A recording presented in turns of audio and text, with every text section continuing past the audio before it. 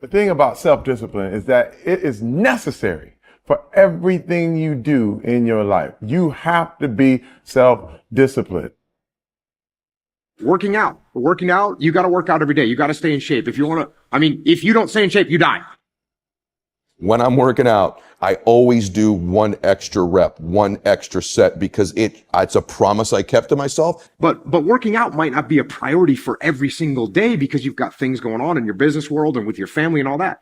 So guess what? It's a priority for my life. So I do it in the morning before my day even starts. If you change your mindset and really focus it on what discipline really is, you start to welcome discipline. You welcome self-discipline into your life. And here's the biggest thing. It's a pattern.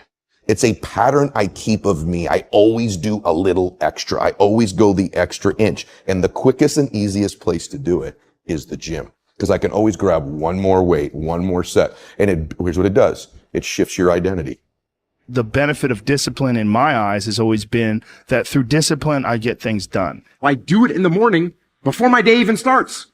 So I can still handle the priorities for the day, but I got my workout done. So long term, I look up in a year and I'm not out of shape and breathing hard when I go up in the stairs because I maintain that discipline on a daily basis.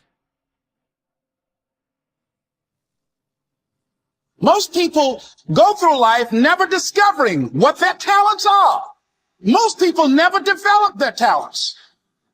You need to tell you no more snacks, no more desserts, no more TV, we working out now. They have skills and abilities, but if you don't nurture them, if you don't develop them, they will never serve you. Your gifts can take you many places if you develop your gifts. The best gifts come from the bottom. I value myself enough to give 120% or don't do it. And that if you decide that my life deserves my developing this what I do well. Why are you only giving 50%? What's wrong with you? I grant you that if you begin to work to develop your gifts, you'll develop a strong sense of happiness. You'll get a larger vision of yourself, because part of beginning to get a larger vision of yourself, all of us need some area of our lives where we can have a feeling of competence. When other folk are having a good time, you've got to have the strength of character. You need to tell you that you owe you something. As you begin to develop and expand your skills and your talents and your vision of yourself, you will always be in control of your destiny. I want freedom. And for me, disciplining myself means more freedom.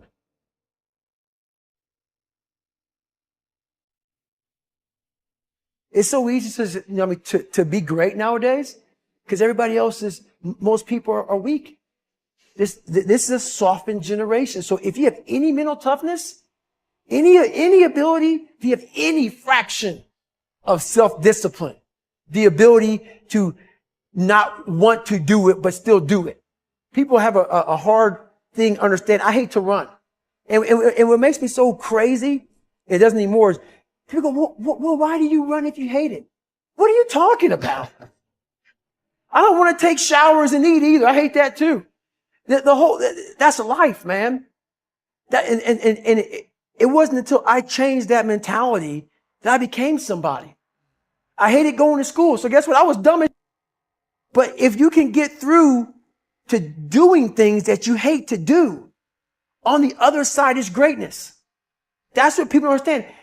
By me running, I am callous in my mind. I'm not training for a race. I'm training for life. I'm training for the time when I get that 2:00 in the morning call that my mom is dead or something happens tragic in life. I don't fall apart. I'm training my mind and my body and my spirit so it's all one, so I can handle what life is going to throw at me. Because the life I've lived, it throws a whole bunch at you. And if you're not physically and mentally prepared for that, you're just going to crumble and you're good for nobody. 99% of people are not willing to do what it takes to make their dreams come true. The Marines have a saying, everybody wants to go to heaven, but nobody wants to die. The center of bringing any dream into fruition is self-discipline. You know, something as simple as food and eating, it's not about your body as much as it is about your mind. It's getting command of your mind to be able to choose actions that are in your own best interest. Every day we are choosing shit that's not in our own best interest. So if the world is attacking you and the world wants to fight you and the world's trying to hold you down, so you're going to kick yourself in the balls? So you're going to stop yourself from getting what you dream. And I think the word discipline has kind of gotten a bad name. We think about it in terms of punishment. I'm not talking about discipline in that way. I'm talking about discipline in the sense that you forego immediate pleasure for the exchange of long-term self-respect. I believe that self-discipline is the definition of self-love. That when you say that you love yourself, that means that you have behavior towards yourself that is loving. Self-discipline is the center of all material success. You cannot win the war against the world if you can't win the war against your own mind.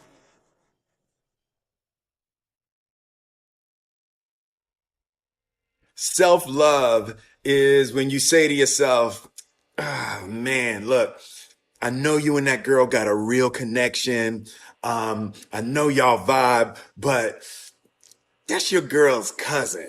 So I love you too much to let you do that.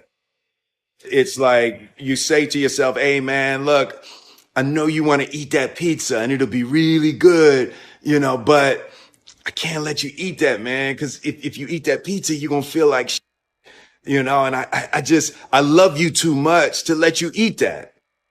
Self-love is, hey, look, I know you got a test on Monday, and I know you really want to go out with your friends. It's Saturday night, you want to go out, but if you fail that test, you're not going to feel good about yourself. I love you too much to let you go out tonight.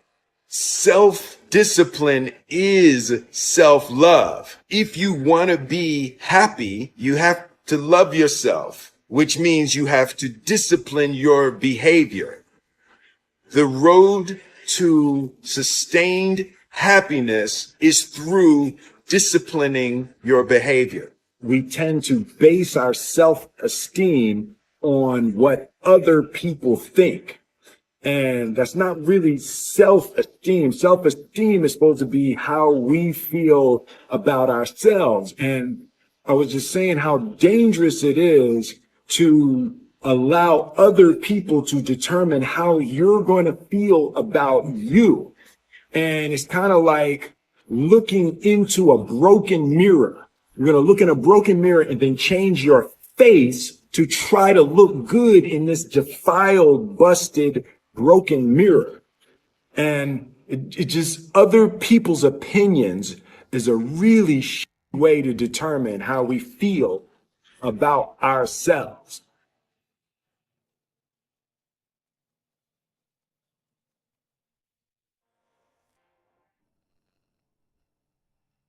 Life can be brutal.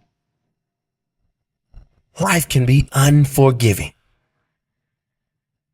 If I had to sum up in one word the difference between the greats and the average, the difference between the successful and the nobodies of the world, one word, one attribute to describe the difference: discipline.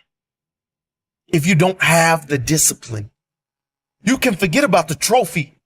You can forget about the success, the greatness. All champions have discipline. It's the discipline to work hard.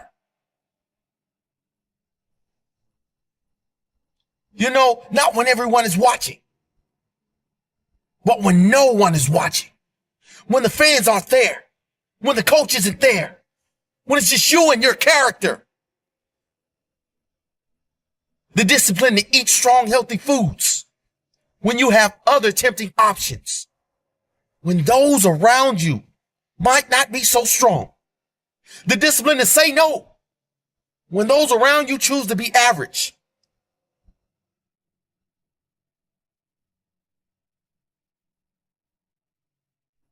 The discipline to keep going when it hurts. Because life doesn't give you what you want. It gives you what you deserve. And if you haven't worked for it, if you haven't sacrificed for it, if you haven't given your all, then you don't deserve it. And you won't get it. Push through the pain. On the other side is growth. When pain comes, that means it's time to show character. Show me your character. Remain disciplined. Stay strong. When it all seems hopeless, keep plugging away. Nothing can stop you if you don't stop for anything. Don't stop for anything. Never break your discipline. Remain faithful to yourself and your vision. When it gets painful, push harder. Push through the pain. You gotta have the discipline to do 11 when your opponent stops at 10. The discipline to keep going when it hurts. Because life doesn't give you what you want. It gives you what you deserve. And if you haven't worked for it, if you haven't sacrificed for it, if you haven't given your all, then you don't deserve it. And you won't get it. Show your character. Remain disciplined. Stay strong. Don't say why the pain. Don't say why me. Say try me. Say, is that all you've got? Give me more. Keep plugging away when there seems to be no hope of victory. When you don't see the results, hang in there. Be strong. Be brave. Remain disciplined. And your time will come.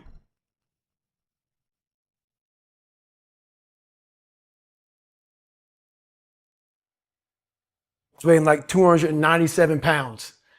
And I had to make a change in my life. You know, I was at an all-time low and I wasn't going anywhere. And I was exactly what everybody said I was going to be, which was nothing. This man is a self-made beast. Widely considered to be the toughest man on the planet and one of the greatest endurance athletes of all time.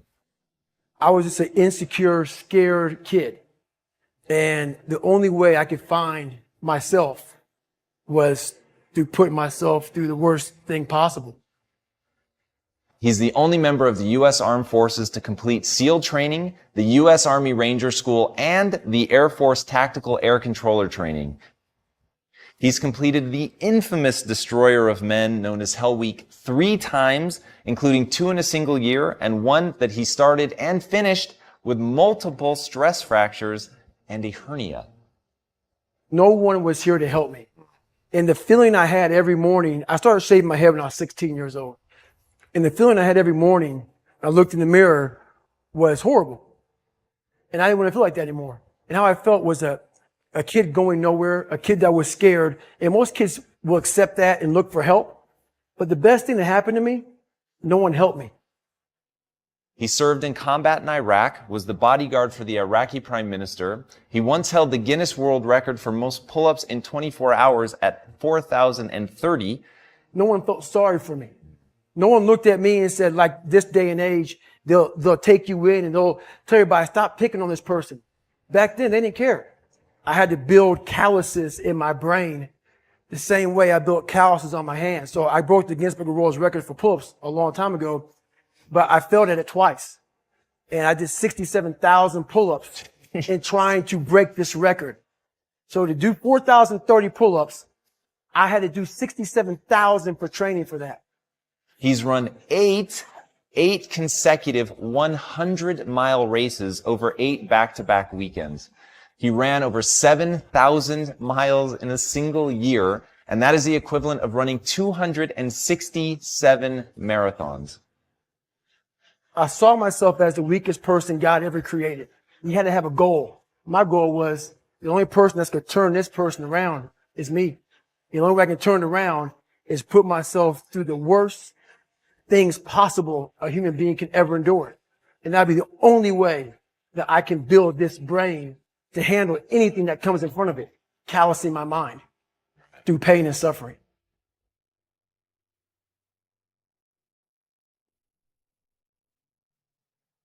The only way you're ever going to get to the other side of this journey is you have got to suffer to grow. To grow, you must suffer. I'm afraid of my shadow. How can I overcome that? Go in the military, get your ass kicked, do things you hate to do, be uncomfortable every day of your life. Roger that. I'm not the smartest kid in the world. Okay. Instead of somebody saying, oh, no, you're smart. No, don't say that to yourself. I said to myself, no, I'm a dumb motherfucker. Okay, roger that. How you get smarter? Educate yourself. So the things that we run from the truth. We're running from the truth, man. So the only way I became successful was going towards the truth. As painful and as brutal as it is, it changed me.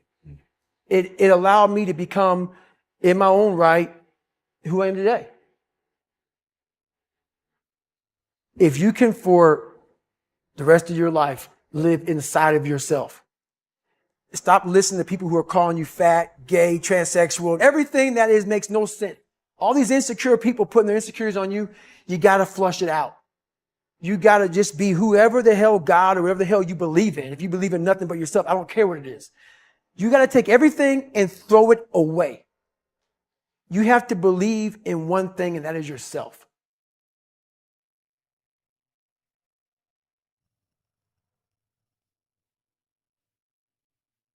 Around 97% of students are distracted by cell phones. Are you a part of that 97%? When you want to succeed as bad as you want to breathe, then you'll be successful. Whether your distractions are text messages, checking emails, surfing the web, playing games, or scrolling through social media, the fact remains that it is a distraction. I'm saying to you today that there are some of you, if you give up your cell phone, you would be successful. But your cell phone is more important to you than your success. Stop wasting time on your cell phone. Facebook isn't going anywhere. Instagram will still be here this weekend. Focus on your dreams. Focus on your studies. Focus on your goals and aspirations. Put the thing down. Look up. You're missing stuff. What is the long-term effect of too much information? We don't know, but we're finding out. Focus on becoming a better you. A better you that is not distracted by unnecessary things. You got to cut off the cell phone. You got to no TV. There were those of you who were watching the game last night. You really didn't have no business watching these boys win the national title, going to the NBA making millions. You didn't have no business watching them because you're not where you need to be. One that is determined to succeed and not scroll. That is determined to prosper and not post. To grow all day and not game all day. Stop wasting time on your cell phone.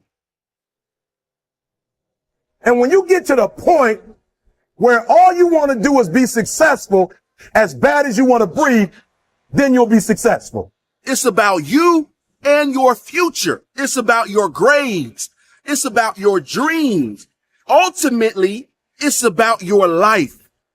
The time you spend on your cell phone could be used for your success.